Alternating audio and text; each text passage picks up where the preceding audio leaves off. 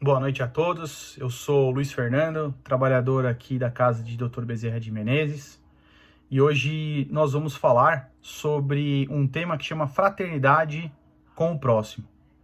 Mas antes, vou convidar a todos que relaxem aonde estão, se tranquilize, fechem os olhos, e assim nós vamos nos conectando com o nosso mentor individual, esse parceirão que sempre está do nosso lado, desde o momento em que voltamos para o plano terrestre, que nos aconselha, nos orienta e sempre está nos apoiando, né? Nesse dia a dia tão difícil que é a vida terrena.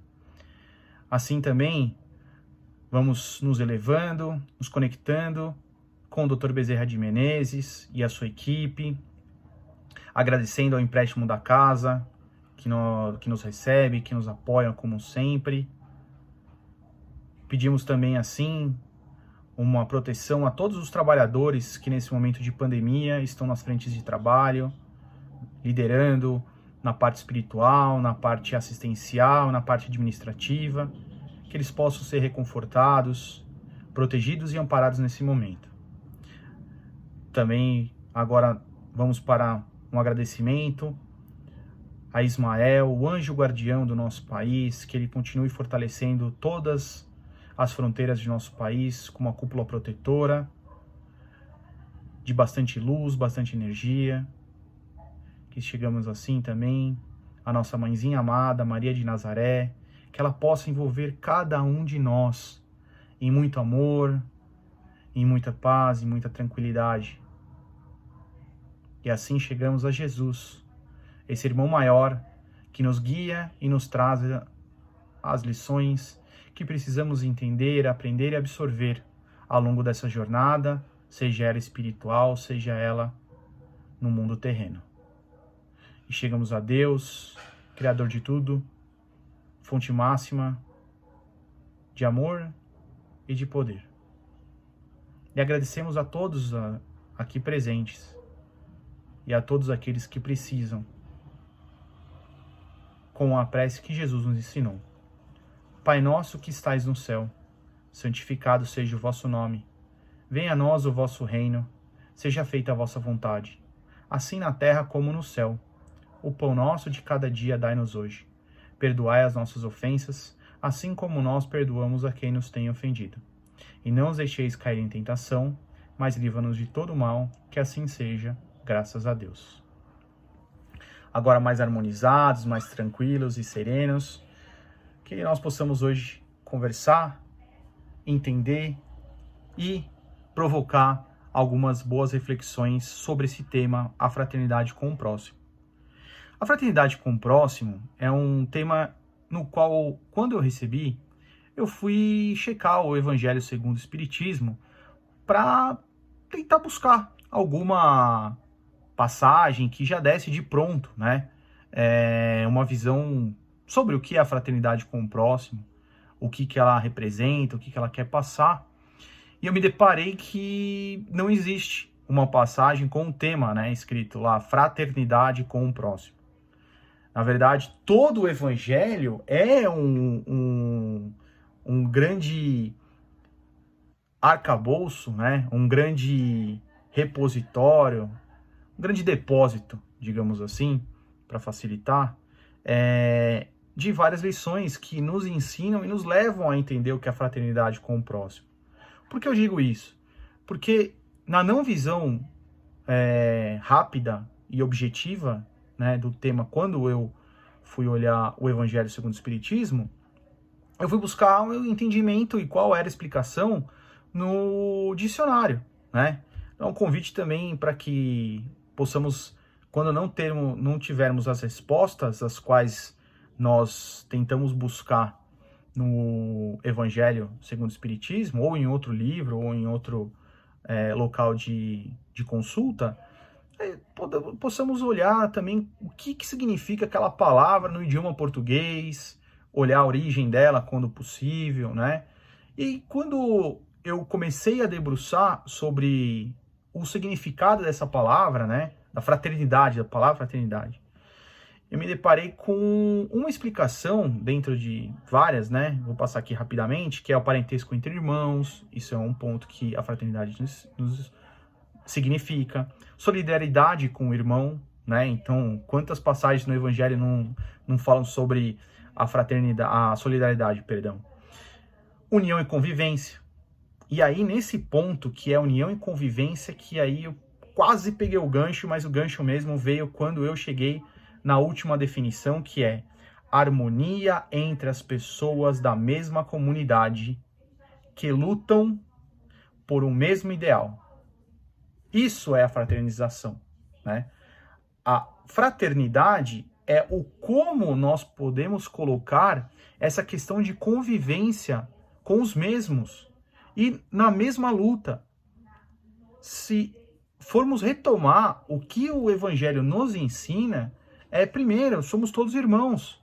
A máxima que Jesus nos coloca é: trate o próximo como nós gostamos que nós fôssemos tratados, né? Então, se somos todos irmãos, por que de tanta briga? Por que de tanta discussão? Ah, Luiz, é fácil falar, né? Quem não tem um problema na vida? Todos. Quantos nós nos deparamos com problemas de discussão, de pessoas que são inoportunas, que são, de vez em quando, inconvenientes, chata no português, claro, né? Várias, mas também a gente encontra pessoas maravilhosas, abençoadas, iluminadas, que com uma palavra, um gesto, uma conversa, gente, nossa, é uma bênção falar com uma pessoa assim, né?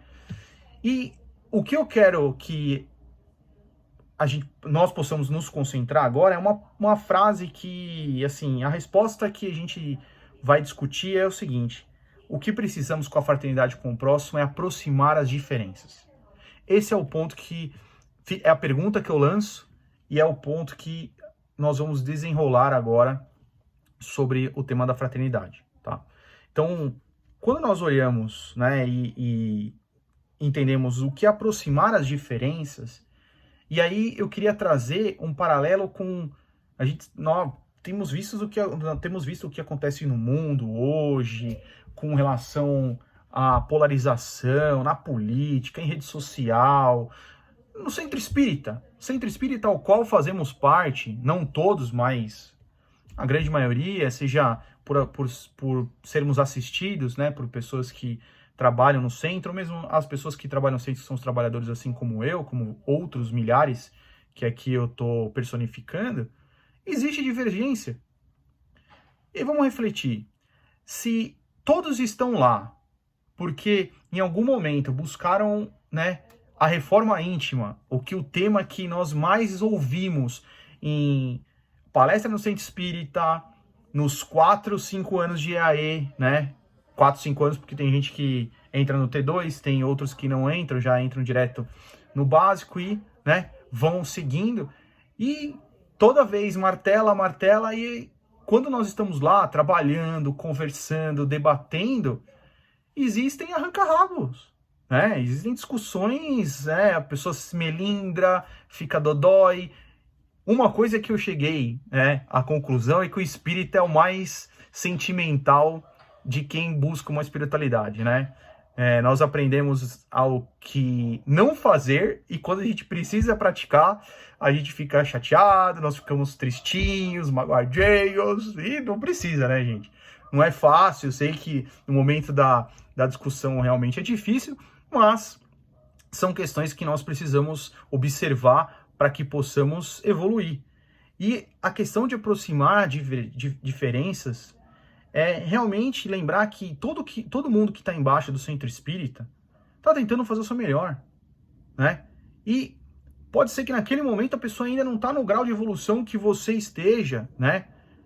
E você não concorde, ou mesmo uma pessoa que de repente tem um grau que você sempre admirou, acaba fazendo alguma atitude que destrói tudo aquilo, né? Então, uma coisa que nós mais ouvimos no Centro Espírita, né, em todas as palestras, de todos os palestrantes, conversas que você possa ter de 1 para 1, né, uma conversa em 2 pessoas, não ponha em mim ou na pessoa que está falando, né, no trabalhador, uma crença de que a pessoa é inimputável, que vai sempre fazer o melhor e nunca vai decepcionar ninguém. Todo mundo tá no centro espírita para desenvolver esse lado bom, mas muitas vezes a gente derrapa, e é normal, porque somos humanos. Então, entender que as diferenças nos traz a maior forma de aproximar se nós formos olharmos, uma das passagens, né, que eu coloquei como, né, ponto de partida, que nós possamos olhar e depois cada um buscar informação mais aprofundada, é a passagem 13, né, o capítulo 13 do Evangelho segundo o Espiritismo, que fala que sua mão esquerda nunca saiba ou nunca veja o que a sua mão direita vai dar.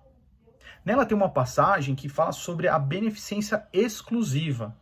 E a beneficência exclusiva é uma última lição, pequena até, né, uma passagem pequena, que fala sobre a questão de que nós trabalharmos apenas com pessoas que nós gostamos, que temos afinidade, nós vamos trabalhar numa visão de partido ou numa de seita. Então, se nós conversarmos cada vez mais, né, ou criarmos grupinhos, que no centro espírita tem, no condomínio tem, na escola tem, e só trabalharmos com aquele, que evolução nós vamos ter? Onde nós somos provocados para continuar e construir algo maior, melhor? É as diferenças, as visões de mundo complementares àquela que nós possuímos, que nos faz caminhar para um crescimento espiritual, físico, psicológico, não é mesmo? Então, assim, a grande questão e o bacana é discutir e debater e conversar com pessoas com pensamento diferentes. É fácil? Não, não é.